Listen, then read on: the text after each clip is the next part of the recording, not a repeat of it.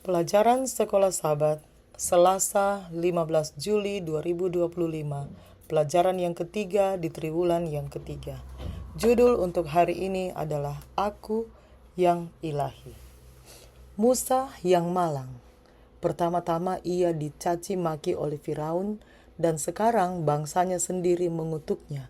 Karena itu Musa menyampaikan keluhannya kepada Tuhan dalam kepahitan dan kekecewaannya terhadap kondisi bangsa Israel yang semakin memburuk. Dia bertanya, "Tuhan, mengapakah kau perlakukan umat ini begitu bengis? Mengapa pula aku yang kau utus? Sebab sejak aku pergi menghadap Firaun untuk berbicara atas namamu, dengan jahat diperlakukannya umat ini, dan engkau tidak melepaskan umatmu sama sekali." Keluaran 5 ayat 22 dan 23. Ketidakpuasan Musa terhadap Tuhan terlihat jelas dan mengingat situasinya dapat dimengerti. Namun tanggapan Tuhan sangat kuat. Dia akan bertindak dan dengan sangat tegas. "Sekarang kamu akan melihat apa yang akan kulakukan terhadap Firaun." Keluaran 6 ayat 1. Bacalah Keluaran 5 ayat 22 sampai Keluaran 6 ayat 8. Apakah respons Allah kepada Musa dan kebenaran teologis penting apakah yang dinyatakan di sini? Saya baca Keluaran 5 ayat 22 sampai Keluaran 6 ayat 8. Lalu Musa kembali menghadap Tuhan. Katanya, "Tuhan, mengapakah kau perlakukan umat ini begitu bengis? Mengapa pula aku yang kau utus?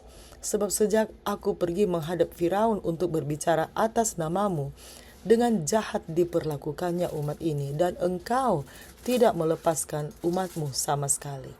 Tetapi Tuhan berfirman kepada Musa, "Sekarang engkau akan melihat apa yang akan kulakukan kepada Firaun, sebab dipaksa oleh tangan yang kuat, ia akan membiarkan mereka pergi.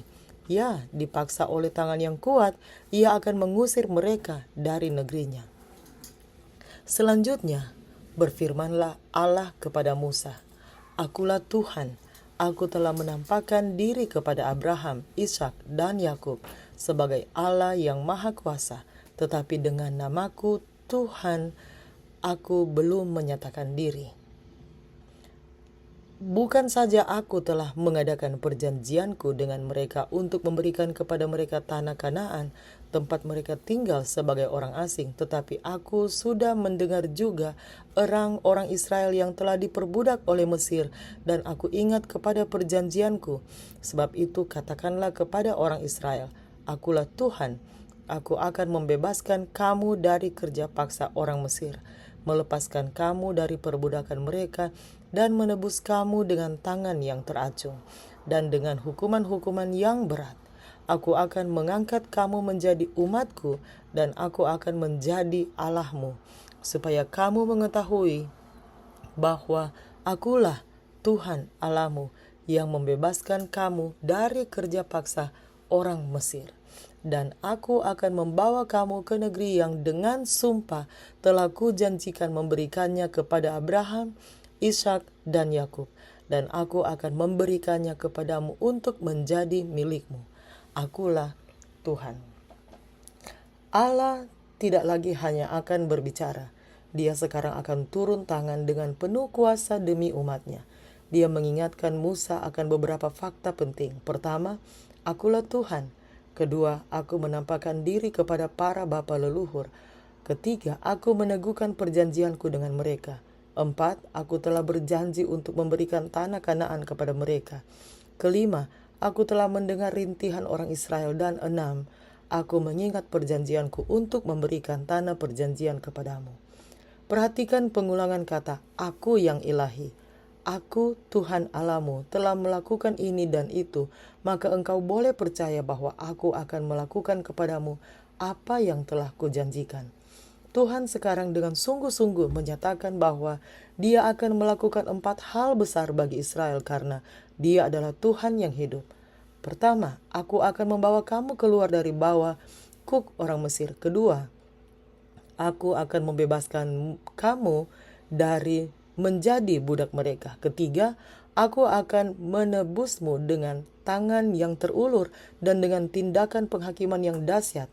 Dan keempat, aku akan mengambil kamu sebagai umatku sendiri dan aku akan menjadi Allahmu. Keluaran 6 ayat 6 dan 7. Keempat tindakan ilahi ini mengamankan dan membangun kembali hubungannya dengan umatnya. Allah adalah subjek dari semua kegiatan ini dan bangsa Israel adalah penerima dari semua manfaat dan kasih karunia ini. Allah menawarkan semua karunia ini secara cuma-cuma berdasarkan kasih. Dia melakukannya dulu kepada mereka dan dia melakukannya sekarang bagi kita juga. Siapa sajakah tokoh-tokoh Alkitab yang pernah berseru dengan keluhan di hadapan Allah dan dengan alasan yang baik? Mengapa tidak apa-apa? Kadang-kadang untuk mencurahkan isi hati Anda kepada Allah dan bahkan mengeluh tentang situasi Anda. Namun mengapa Anda harus selalu melakukannya dengan iman dan kepercayaan?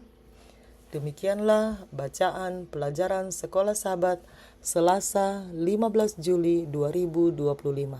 Sampai bertemu di bacaan pelajaran Sekolah Sahabat selanjutnya. Tuhan memberkati.